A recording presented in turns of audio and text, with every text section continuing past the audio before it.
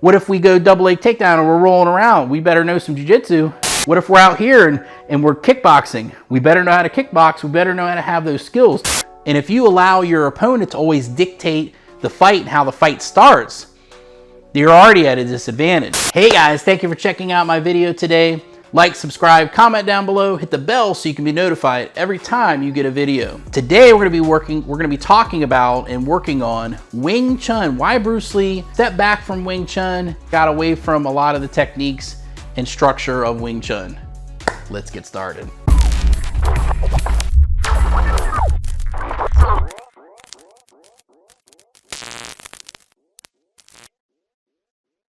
So starting off, I want you guys to understand that I love Wing Chun, okay? What do I mean by that? I love practicing it. I love practicing the forms. I enjoy the martial art aspect of Wing Chun. I enjoy the lifestyle and the ideologies of Wing Chun. So starting off, I want to say I've been practicing Wing Chun since like '94, okay? So I've been doing it for a good 25 years. So I want you to understand that first up front, okay? But I also want you to understand why Bruce started to step back from a lot of the Wing Chun techniques and strategies because of today's modern world and what he experienced. So starting off with, when he came to the United States, he started actually seeing a lot of this when Bruce Lee was in Hong Kong. He would see these rooftop battles and certain styles would fight against each other. And he started to see that already, that there were flaws in all the different styles.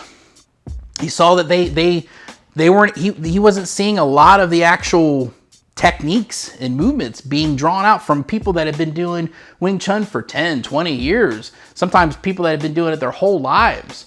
So he started to see issues. And so when he came to the United States, he started to fight with boxers and wrestlers and, you know, different people, judo and kung fu, and, you know, some of the things that were going on back in the 1960s, early 1960s.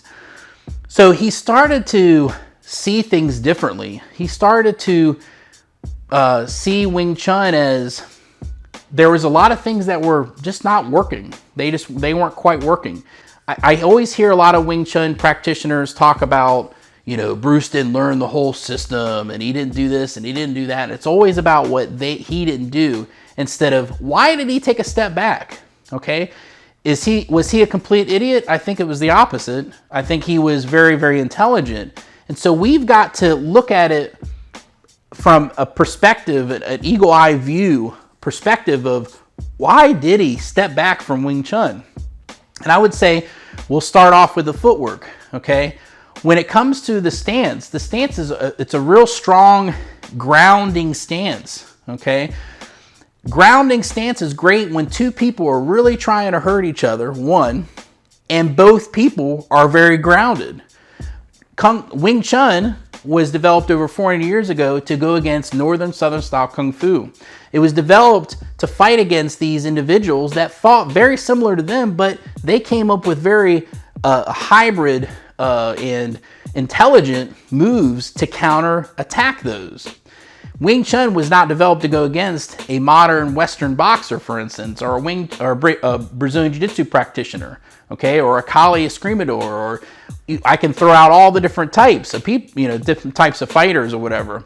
The idea is Bruce was going, oh man, I'm seeing all these issues when people are fighting each other. I'm not seeing the art come out. When we talk about Wing Chun, we want to think about and we want to focus on what is it that Bruce started to see. The first thing was mobility. Mobility is the key to fighting. You need to be able to move around. You need to be able to be light on your feet when need be, or when you highly engage and there's high amount of pressure to be able to have a good stance, which Wing Chun has, just like Silat and a lot of other systems that are all in the trapping range. I would call it trapping and clinch range. So that is something that you have to keep in consideration. Wing Chun was developed to fight against somebody in close quarter. That's one. Two, it wasn't made to fight in, for instance, an octagon or a ring.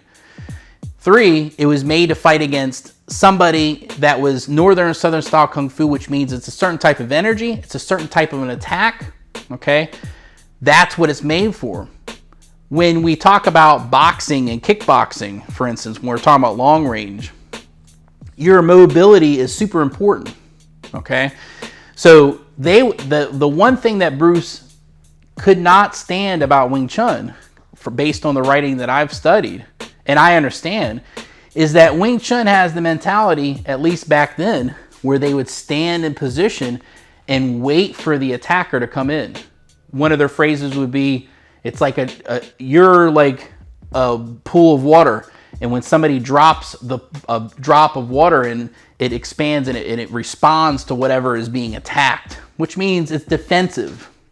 Bruce did not like that, and he realized if you're defensive and if you allow your opponent to always dictate the fight and how the fight starts, you're already at a disadvantage. So that's one of the things. So he started creating bridging and how to bridge the attack.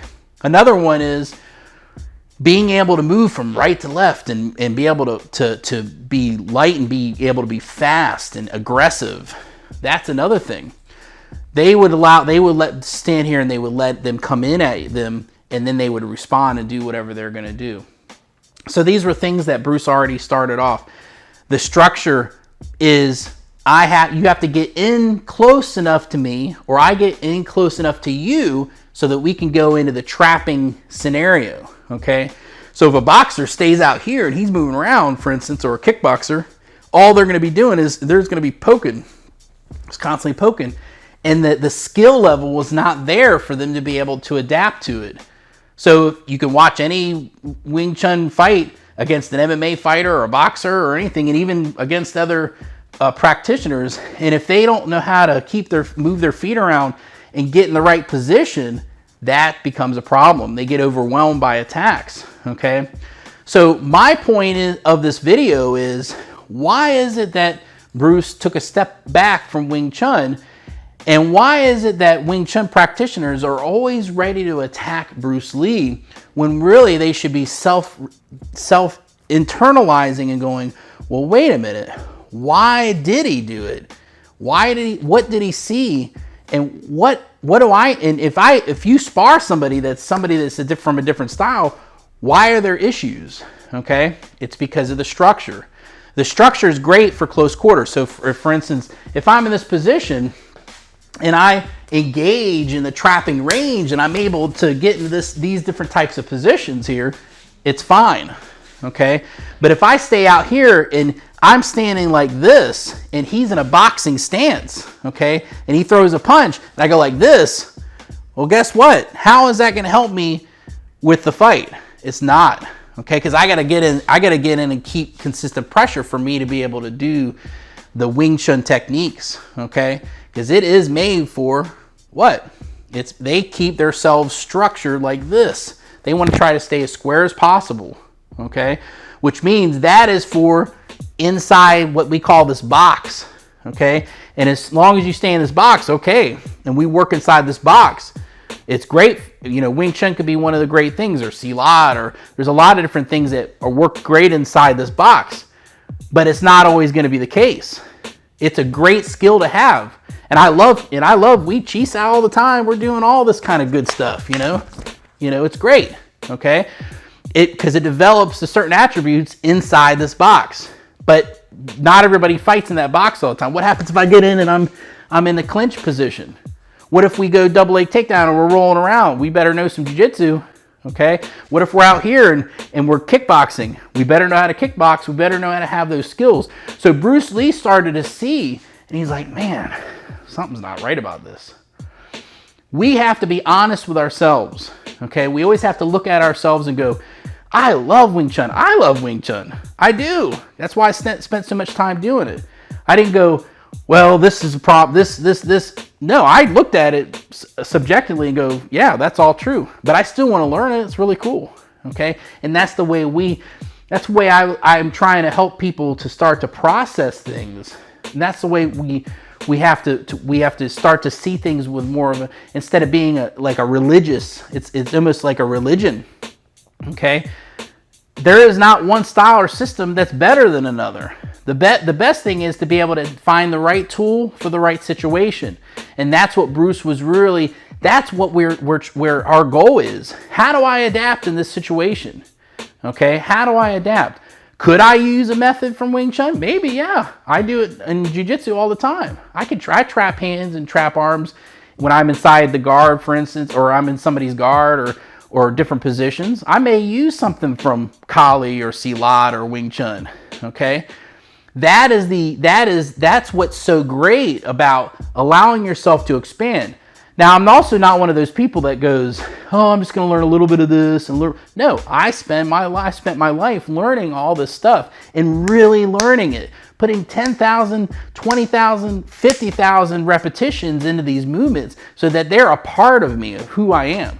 I'm not this individual that's, oh, I'm just going to, it's a buffet. No. Dedicate your life to the martial arts. Figure out what things work. Battle test them. Have somebody go against certain things so that you can be a better and more effective fighter. And that, to me, I think that is a super important thing that everybody should understand. Everybody, okay? You shouldn't go, this style's better than that style.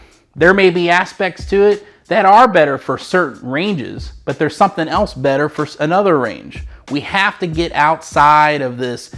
And truly, my Wing Chun practitioners out there, it's got to do with our self-preservation, okay? We always feel like we have to look and go and say, I have to reject this. I have to feel safe. Well, guess what? You're not. You don't need to feel that way. You just need to open up your mind and your heart to other ideas and open your heart and mind to different styles to help you gather that in for your own. I look at it as martial arts and as ourselves as a toolbox. And we have different tools that we need to throw in there. We have to form those tools. First, it's just a block of metal, and we have to shape that tool until it's actually effective so we can use it to do whatever tool and situation I'm in, okay? You don't want to be the mechanic that all they can do is change oil. You don't want to be that person. You don't want to be that person that could just change the oil, but you can't change the tires or replace the brakes. You can only do this one thing.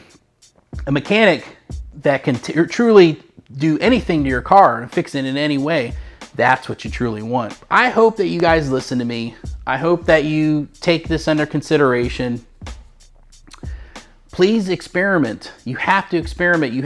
If you got a buddy that does Muay Thai, or you got a buddy that boxes, you got a buddy that does Brazilian Jiu-Jitsu, or whatever style, get together with them, train with them.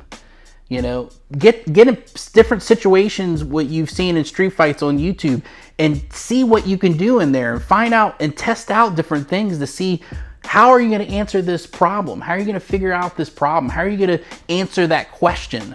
What do I do when I'm in that situation? Okay. So with that being said, I hope you guys have a great day. I hope this comes to you in a positive way. I don't want this to be a negative thing. I don't want you to look at me like, God, this guy is a jerk. No, I'm really trying to be compassionate and understanding. I want you to understand that I'm coming from you from a fellow Wing Chun practitioner. I love Wing Chun. I love it. Okay. But we have to look at the aspects of Wing Chun that we need to not think about using in a street fight. Or if you wanted to get in the ring, you wouldn't use, okay? You have to develop other skill sets as well besides just the trapping range. I hope you guys have a great day, and I'll see you next time. Hey guys, thank you for checking out our video today. Comment down below if you have any questions about what we covered today. Go to our website, pinnaclecombatarts.com. And thank you so much for your support. Have a great day.